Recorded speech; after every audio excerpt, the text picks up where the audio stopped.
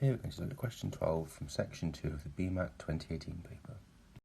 So in this question, we're told that we have a rectangle inside of a circle, where we have this shaded area representing the area in the circle that's not inside the rectangle. So we're told that for a rectangle, the ratio of the length to the width is 3:1, and that the perimeter of this rectangle is 24 centimetres. So what the question asks us to do is to find this shaded area A, which I've represented by the blue lines here. So if you'd like to have a go at this question yourself, then just please pause the video now, otherwise let's have a go at it together. So to answer this question, let's first just notice that when we go from the centre of our circle out to one of the corners of our rectangle, this is going to be the radius of our circle, because it's going from the centre right out to the very edges. So this is probably going to come in handy when we try and think about how we can actually find the area that we're looking for, this shaded area. Because basically what it is it's the area of our circle take away the area of our rectangle, leaving this shaded bit around here. So to find the area of the circle, take away the area of the rectangle, we can use pi r squared minus our rectangular area.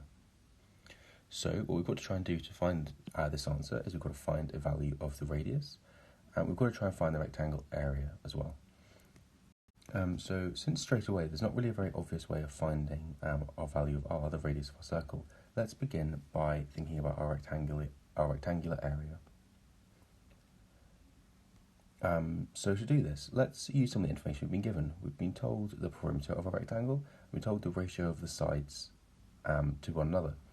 So let's think about what this ratio of the side length actually means. Well, if the length is 3 times the width, then we could label these on our diagram with the length being some length L, or the width, being some length L, and the length being some length 3L, 3 times the width. And then we could try and find an expression for the rectangular perimeter, which is 24. So if we do find the perimeter, that's just going to be all 4 sides added together. So a width plus a length plus a width plus a length equaling 24. The next thing we could do is just simplify this by adding together all of our lengths, and then we could divide by 8 to give us a value of L, our width. So this tells us that the width of our rectangle is going to be 3 centimetres. But this isn't quite useful. This isn't quite our answer just yet, since we're trying to find the rectangular area. So how do we find the area of a rectangle? Well, we just times the lengths of the 2 sides together. So it's going to be 3L multiplied by L, which of course is just going to be 3 times 3, 9, multiplied by 3, giving us a rectangular area of 27 centimetres squared. So with this area, we can now move on to try and finding the other unknown, r squared. So to try and find this, let's have a look again at our diagram. So r is going to be this diagonal length from the centre out to the edge of our rectangle. So what we could do is try and label more of our lengths onto this diagram to make it a bit clearer, or try and make a way that we could find r a bit clearer. So one of the things we could do is this.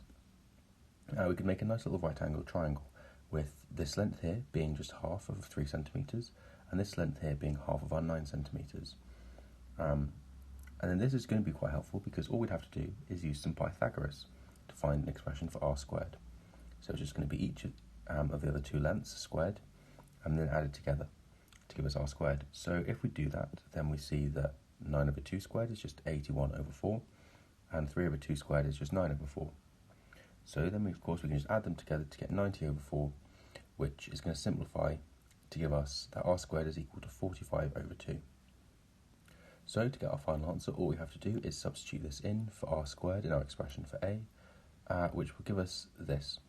The a is equal to 45 over 2 pi minus 27 centimetres squared.